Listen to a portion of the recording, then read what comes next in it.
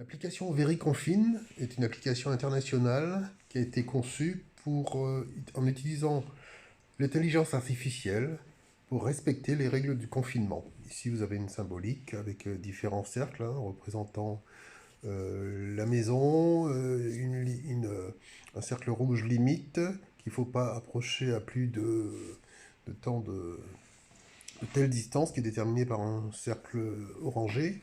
Et lors du franchissement de ces différents cercles, de ces différentes distances, vous avez des alarmes, avec également des alarmes pour les limites de temps, par exemple 1 km 1 heure.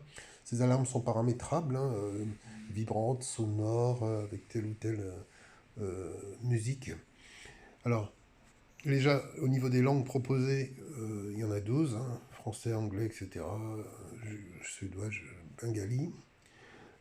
Si on prend par exemple l'anglais ici, voilà, tout le texte se transforme en anglais et on peut naviguer à travers l'application tout en anglais. Voilà. Nous avons ensuite différents scénarios qui correspondent à des ensembles d'attestations. Par exemple, ici, actuellement, on est dans le scénario deuxième vague qui regroupe des attestations telles que celles liées au couvre-feu, au confinement, et également aux 100 km, puisque c'est tout à fait possible au préfet de décider de limiter à 100 km et au département la limite, les déplacements dans son département. La personnalisation, c'est l'ensemble des attestations disponibles, puisque ça permet de répondre à une situation où quelques attestations déjà existantes sont utilisées. France Confinement, par exemple, c'est les premiers types d'attestations qu'on avait avec des placements, des simplifiés, ce genre de choses.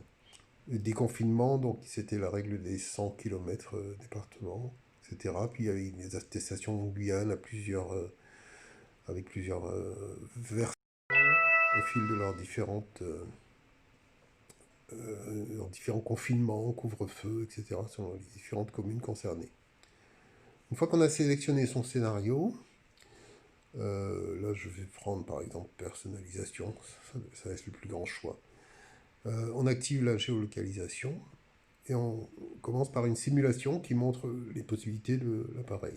Vous venez de sortir de chez vous, vous avez un message qui vous indique est-ce que vous avez oublié votre attestation ou pas? Est-ce que vous avez pensé à votre masque? Ensuite, quand vous vous éloignez proche du cercle rouge, il y a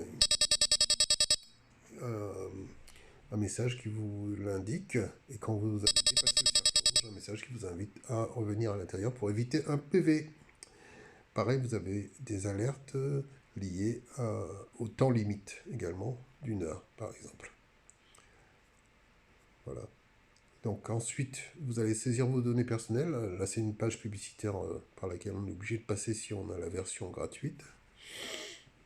On saisit ici ses coordonnées. Si on est une personne souffrant de handicap, on peut avoir une saisie de type facile, ici, pour tout type d'attestation d'ailleurs. Ici, on choisit les différentes attestations, par exemple ici couvre-feu, et on va sortir avec différents paramètres. Donc couvre-feu, donc voilà la symbolique. On a les heures paramétrables de couvre-feu. Le seuil de proximité départ, c'est le cercle vert autour de chez soi, qui peut être plus ou moins grand si on a une ferme ou une maison de taille normale. On a ici, on paramètre la distance entre deux membres, puisque c'est une application collaborative. Quand deux membres se rapprochent les uns des autres, il y a une alerte qui leur permet de se reconnaître, voire de se rapprocher les uns des autres. Voilà. Quand on arrive ici, on peut sélectionner d'autres types de paramètres, avec des réglages d'alarme, sortie d'un animal, horaire de couvre-feu pour la Guyane, comme ça par exemple. Ça peut être également l'attestation transport Île-de-France, avec certaines plages horaires qui étaient définies. Ça peut être l'attestation 100 km, où une voiture ne peut pas déplacer plus de 100 km, ou les limites de son département, et on règle ces différents paramètres. Ça peut être également, qu'est-ce que j'oublie? Sortie sportive, donc c'est un jogger qui remplace le promeneur avec son chien, avec les différents paramètres pour limiter sa durée et limiter son déplacement et déclencher les différentes alertes. Voilà. Une fois passé là, on arrive au menu. Donc le menu, lui, permet de saisir son attestation. Une fois qu'on a coché ces différents motifs, on arrive dans collecte et justificatif. Donc c'est-à-dire que les données saisies dans l'attestation sont traduites sous plusieurs formes. Ici, donc sous forme d'une attestation où il y a juste le motif, ici, qui est rempli. Ou bien alors sous forme de QR code, ici. Ou bien alors... Ah oui, le QR code, comme j'avais pas rentré les données personnelles, effectivement. Et on peut scanner aussi des documents, voire horodater le scannage par un scan certifié qui indique la localisation et l'heure absolue, celle du fuseau horaire et non pas celle du téléphone. Et on peut également présenter son attestation à l'horizontale, ce qui permet à plus d'un mètre de voir toutes les informations. Donc j'avais ça à l'époque où le QR code n'était pas encore autorisé. Et ça permet d'avoir un plan B au cas où. Et une fois qu'on a contrôlé ces différents documents, on a différents types de sorties. On peut sortir sans carte, donc ça c'est une option gratuite. Il faut savoir l'ensemble des alertes est disponible gratuitement. On peut se voir sur une carte. On peut voir d'autres membres également sur une carte. Et on peut voir en plus des points d'intérêt. Donc il y a la possibilité de visualiser le cercle dans lequel on se déplace, qui est limité, etc. Voilà. On a également dans le menu contrôle de police, donc on ressort le contrôle des documents. On peut également avoir l'historique des dépassements avec certaines options qui permettent d'effacer cet historique. Les paramètres, je les ai montrés tout à l'heure. On a un module de tarification en rouge. Il existe également le lien vers un forum de discussion, vers le site internet de l'application. Et puis des précisions sur, en gris, donc on a le mode d'emploi qui explique comment fonctionne l'application, comment on navigue, les valeurs de cette application, très tournée vers l'utilisateur, très ouvert, tenant compte des personnes souffrant de handicap, etc. À propos, qui donne un peu l'historique de la création de cette application. Également, protection des données, car les données sont sur le téléphone, elles ne sont pas envoyées à un serveur comme d'autres applications. Donc il n'y a pas de problème de confidentialité des données. Et puis le contact effectivement pour nous rejoindre. Et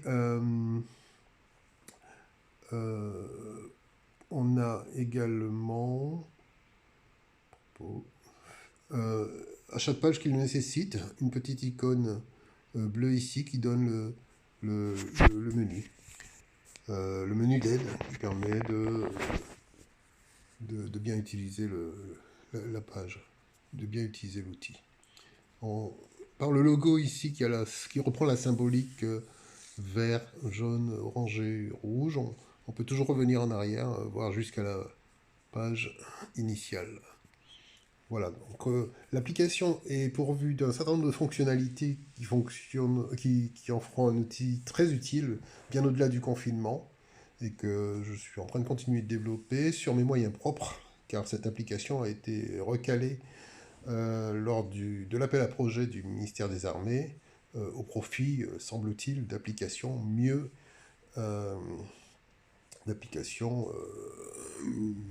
abouties. Voilà. Pour vous donner une idée de la complexité de cette application, pour prendre un logiciel qui est assez connu, Stop Covid, la version 1 faisait 15 mégas, la version 2 fait 31 mégas de Stop Covid. Cette application, avant même d'intégrer un certain nombre d'éléments supplémentaires par rapport à ce que je vous montre là, ben, cette application, elle fait déjà 75 mégas. Voilà, ben, merci d'abord de votre soutien. En espérant que je puisse la sortir rapidement car le temps ne joue pas avec moi. Merci d'avance. Au revoir.